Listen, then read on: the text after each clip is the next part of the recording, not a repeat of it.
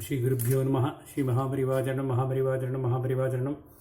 இன்னைக்கு தெய்வத்தின் குரல் பாகம் 4ல் பொது வாழ்க்கை என்ற தலைப்பில் பெரிவா சொல்கிறத மேலே வாசிக்கிறேன். இது பக்கம் 399 ஆரம்பிக்கிறது.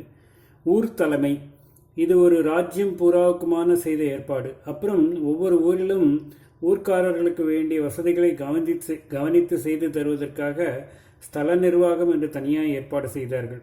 ஊருக்கு ஊர் ராஜா வைத்தால் நாடு என்று எல்லோரும் ஐக்கியப்பட்டு பொதுவாக சேர்வதும் அதற்கான ஆட்சி பீடத்துக்கு உரிய மதிப்பு தருவதும் குலைந்து போகும்.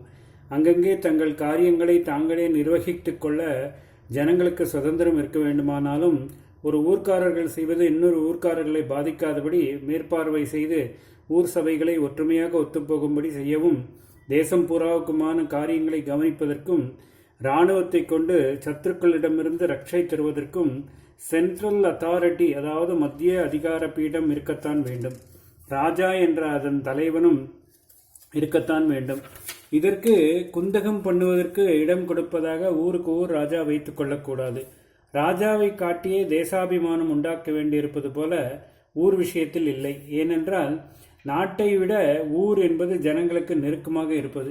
தங்கள் நாடு என்று இருப்பதை விட தங்கள் ஊர் என்பதில் அதிக அபிமானம் இயற்கையாகவே இருக்கும். முதலில் தான், அப்புறம் தன் குடும்பம், அதற்கப்புறம் தன் ஊர், பிற்பாடுதான் தன் நாடு என்று இருக்கிறது. தன் உலகம் என்றே விஸ்தாரமாக வேண்டுமென்று பெரியவர்கள் சொல்கிறார்கள். அது இருக்கட்டும். நடைமுறையில் ஊருக்கு அப்புறம்தான் நாடு என்று இருக்கிறது. அதுதான் மனுஷ இயற்கை. தினமும் பார்த்து பழகிற ஆறு, கோவில், குளம், வயல், கடைவீதி, அன்றென்றும் பழகிற ஜனங்கள் ஆகியவர்களை கொண்டிருப்பதால் சொந்த ஊர் என்ற பாசம் ஏற்படுகிறது. பார்க்காத இடங்கள், பார்க்காத மனுஷர்கள் உள்ள விஸ்தாரமான பரப்பு, அதாவது தேசம் என்றால் அதனிடம் இத்தனை பிடிப்பு ஏற்பட முடிவதில்லை.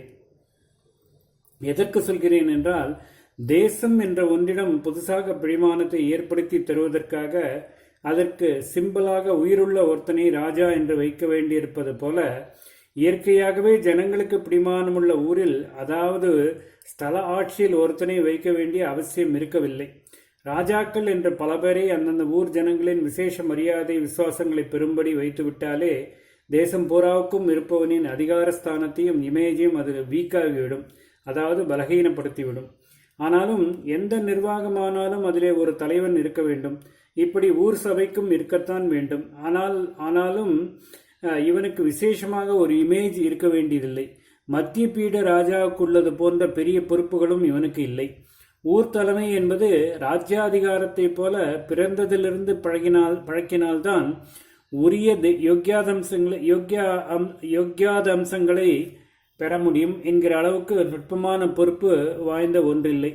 தேசத்தின் ராஜாவுக்கு அடங்கி அவன் அதிகாரத்துக்கும் மேற்பார்வைக்கும் கட்டுப்பட்டு ஊர் தலைவன் உள்ளூர் சமாச்சாரங்களை மட்டும் கவனிக்க வேண்டியவன்தான். ஆகையால் இவனுக்கு பாரம்பரிய ரைட் அவசியமில்லை. பார்க்க போனால் இப்படி சின்ன அளவில் அதிகாரம் இருக்கும்போது அதை பாரம்பரியமாக்குவதே தான் யோக்கியதாம்சம் இல்லாதவர்களிடம் பொறுப்பு போவதற்கு வழி பண்ணிவிடும். தனக்கு பெரிய பொறுப்பு இருக்கிறது, ஒரு பெரிய நிலப்பரப்பையும் பெரிய ஜனசமூகத்தையும் தான் ஆண்டு நிர்வாகம் செய்து மதிப்புக்கு பாத்திரமாக வேண்டும், சத்துருக்கள் வந்தால் சமாளிக்க வேண்டும் என்கிற போது ஒரு ராஜகுமாரன் ரொம்பவும் கவனத்தோடு கவலையோடு யோக்கியத்தை சம்பாதித்துக் கொள்ள பாடுபடுவான். எல்லோரும் நம் மனுஷர்கள் தான், நமக்கு தெரிந்த சேஷன் சுப்பந்தான் என்று இருக்கும்போது பொறுப்பும் குறைவாக இருந்து இது எப்படியும் ஹெரிடிட்டரி, வேறு யாரும் போட்டிக்கு வர முடியாது என்றும் இருந்து விட்டால் ஒருத்தன் யோக்கியத்தை சம்பாதித்துக் கொள்ள பாடுபட வேண்டியதில்லை தானே. இம்மாதிரியான பல காரணங்களினால் ஊர் நிர்வாகத்தை பாரம்பரியமாக வைக்காமல் விட்டார்கள். நாடானால் ராஜா என்கிறவன் ஆலோசனை சபைகளின் துணையோடு நிர்வாகம் செய்ய வேண்டும். ஊரானால் ஒரு நிர்வாக சபை தனக்கு தலைவனான ஒருத்தனை வைத்துக்கொண்டே காரியங்களை செய்ய வேண்டும் என்று வைத்தார்கள். இரண்டுக்கும் இருக்கிற வித்தியாசத்தை கவனிக்க வேண்டும். நாட்டின் ராஜா என்கிறவன்தான் முடிவான நிர்வாக அதிகாரம் உள்ளவன். அவனுக்கு சபைகள் ஆலோசனை சொல்கின்றன. ஆலோசனைதான், முடிவு அவன்தான் எடுப்பான்.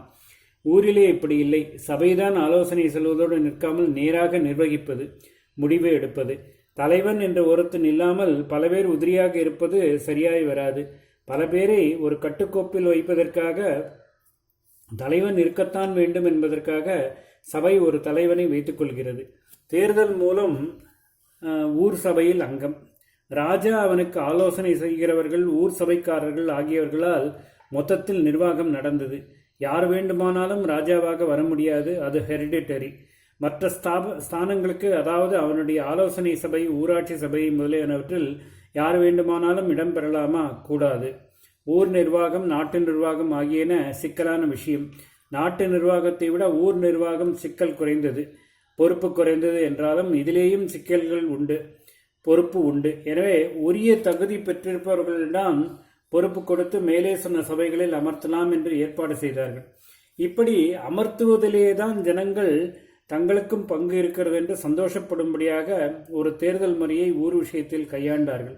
இப்பொழுது இப்படி உங்களையெல்லாம் மெனக்கெடுத்தி உட்கார வைத்து முக்கியமாக சொல்ல நினைத்தது சோழர்களின் ஆட்சி காலத்தில் தற்போது ஜனநாயகத்தின் மூச்சாக நினைக்கப்படும் தேர்தல் என்ற ஏற்பாடு கூட இருந்தது என்பதை பற்றிதான்.